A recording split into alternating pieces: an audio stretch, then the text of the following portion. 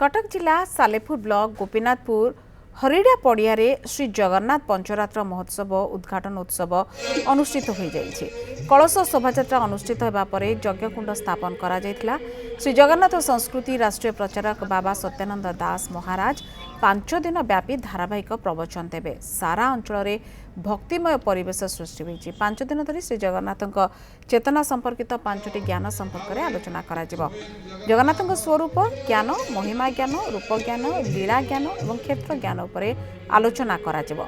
प्रत्येक दिन संध्या 6 घटिका ठारू आळती प्रार्थना पर श्री जगन्नाथ तत्व एवं तथ्यभित्तिक भव्य प्रवचन कार्यक्रम अनुष्ठित हेबा पर श्री जगन्नाथ 24 बेश प्रदर्शन करा ये जो पंचरात्र है माने पुरी रे वर्ष जाकर बेश आम देखी भी पाऊना। आम ये पुरी भाया लगुच आमको मैंने ठाकुर 24 बेश देखले आमको पूरा पुरी भाया लगुच। ये जो खाଇବା पीवा जमी बरदान भाया भी लगुच।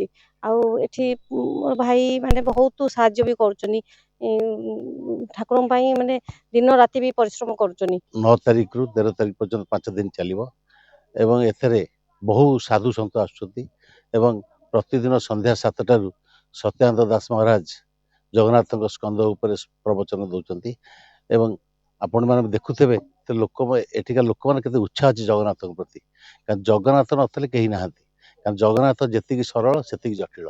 आमर अंचल जगन्नाथमय वातावरण सृष्टि होती। समस्त मन में गोटे ध्वनि आस जगन्नाथ ध्वनि। समस्ते आनंदित बहुत भक्त होती। यज्ञ भी बहुत लोक समागम होती। आनंद बजार हजार हजार लोक प्रसाद पाई जाउछन।